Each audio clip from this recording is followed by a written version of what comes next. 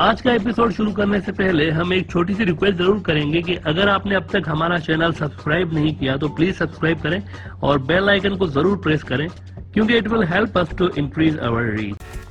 नाज़रीन, बांग्लादेश के foreign minister जनाब AK अब्दुल मोमिन साहब वैसे तो काफी मुनासिब किस्म के सीनियर पॉलिटिशियन हैं, लेकिन कल उन्होंने मोदी साहब के दौराए बांग्लादेश के हवाले से एक ऐसी बात कही है जिसे बांग्लादेश के अंदर बहुत सारे लोग पसंद नहीं करेंगे।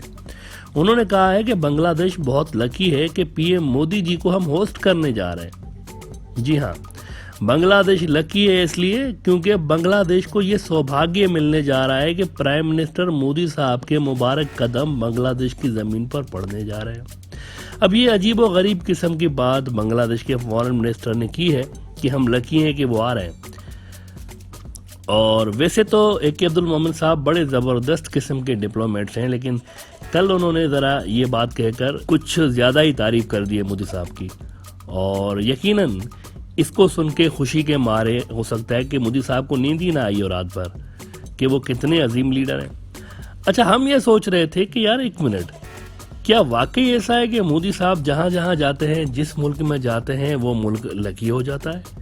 तो हमने ज़रा कोविड से पहले के कुछ डेटा निकाले और हमने कुछ रिसर्च की इस पे और देखना चाहा कि इस बात में कितनी सच्चाई है कि ये जो बांग्लादेश के फॉरेन मिनिस्टर साहब ने कहा है कि हम लकी हैं कि मोदी साहब आ रहे हैं, और ये जो लकी होने का टैग उन्होंने मोदी साहब के साथ लगा दिया है, तो इस पे ज़रा हमने थोड़ी सी रिसर्च की है कि मोदी साहब किस हद तक लकी साबित हुए हैं उन मुल्कों के लिए जहां पर वो जाते रहे हैं। मोदी जी घूमने फिरने के बहुत ही शौकीन हैं, लेकिन 2020 में कोविड की वजह से वो ज़्यादा घूम फिर नहीं पाए, ज़्यादा मुल्कों का दौरा उन्होंने किया नहीं। इसीलिए हमने 2019 से उनकी लक के बारे में जानने की कोशिशें की कि वो जब जब जिन जिन मुल्कों में गए हैं वहाँ पर क्या वाक़यात पेश आए हैं कि जिस वजह से उनके लकी या अनलकी होने की बात हम कह सकें।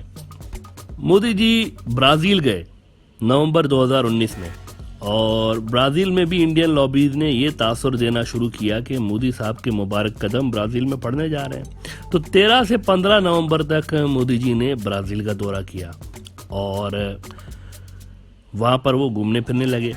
लेकिन मोदी साहब के जाने के एक ही दिन बाद ब्राज़ील के अंदर तूफ़ानी बारिशें शुरू हो गई और फ्लड्स आ गए, जिसके नतीजे में 2 लोग मारे गए, 12 शदीद जख्मी हुए और 680 लोग बेघर हुए थे। जब मोदी साहब दौरा करने आए उसके जाने के एक दिन बाद ये चीजें होंगी वहां पर। अब इस फ्लड्स का मोदी साहब से वैसे कोई ताल्लुक है नहीं, लेकिन अगर वो लकी होते तो ये फ्लड्स जरा आगे पीछे हो सकते थे, उनके दौरे के बहुत पहले आ सकते थे या उनके दौरे के बहुत बाद आने चाहिए थे, लेकिन उनके दौरे के एक ही दिन के बाद वहां पर ये सारी चीजें हो गई। इससे जरा पहले आए, ब्राजील के दौरे से पहले उन्होंने थाईलैंड का दौरा किया था और मोदी साहब को थाईलैंड देखने का शौक हुआ, और मोदी साहब 2 से 4 नवंबर 2019 तक थाईलैंड में घूमते रहे। लेकिन उसी महीने नवंबर 2019 के महीने में ही जब मोदी साहब गए थे थाईलैंड, उसी महीने वहां पर भी फ्लड आ गया और मोदी साहब के जाने के बाद 60,000 से ज़्यादा लोग इस फ्लड में मुतासर हुए थे। अच्छा, अब इससे भी पहले आ जाए, थाईलैंड से पहले इन्होंने सऊदी अरब का दौरा किया था, और जब मोदी साहब सऊदी अरब गए तो 2 दिन के लिए वो वहां पर गए थे, 28 और 29 अक्टूबर 2019 में। मोदी जी सऊदी के मुख्तलिफ शहर घूमते रहे, लेकिन जिस दिन मौसूफ सऊदी से वापस जा रहे थे उसी दिन वहां पर भी कुदरती आफत आ गई और हफरल बातन शहर में 7 लोग मारे गए, 11 जख्मी हुए और 1100 से ज्यादा लोग तूफानी बारिशों में मुतासर हुए वहां पर। यानी मोदी जी तो घूम फिर के चले गए, लेकिन पीछे ये हो गया। अच्छा जी, सऊदी से भी पहले आ जाए। सऊदी से पहले उन्होंने दौरा किया था 21 सितंबर 2019 को। मोदी साहब अमेरिका गए थे। जैसे ही अमेरिका में उन्होंने लैंड किया, जैसे ही उनके मुबारक कदम वहां पर पड़े, हुरिकेन आ गया वहां पर। जी हाँ, जैसे ही वो वहां पर लैंड हुए हैं उसी दिन ये तूफान वहां पर अमेरिका की जो एरिजोना स्टेट है वहां पर उसने तबाही फैला दी।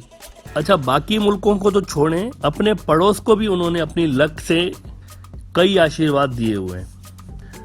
हुआ ये कि 2015 में 25 दिसंबर को ये हजरत बिना वीज़ा के पाकिस्तान पहुंच गए थे।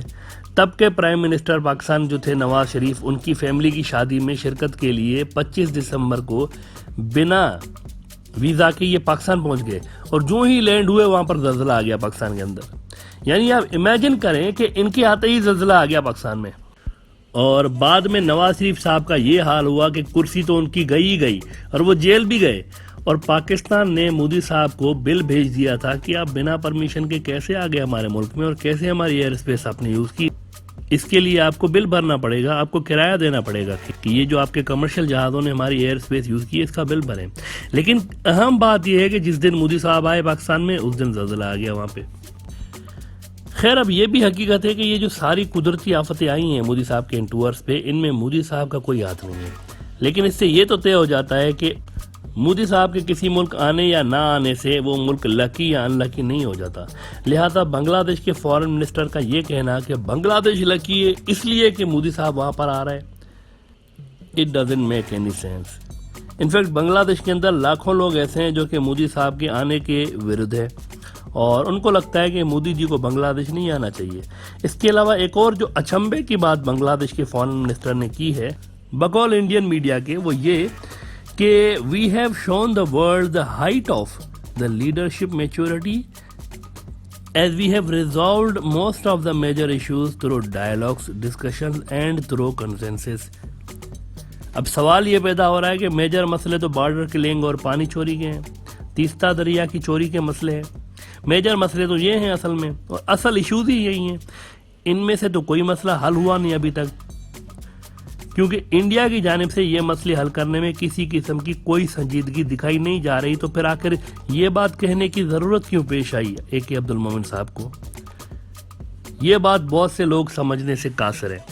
इस पे मोमिन साहब ने यह जरूर कहा है कि तीस्ता का मसला 2011 में हल हो चुका है, लेकिन कुछ लोकल इश्यूज की वजह से इस डील को अभी तक इम्प्लीमेंट नहीं किया जा सका।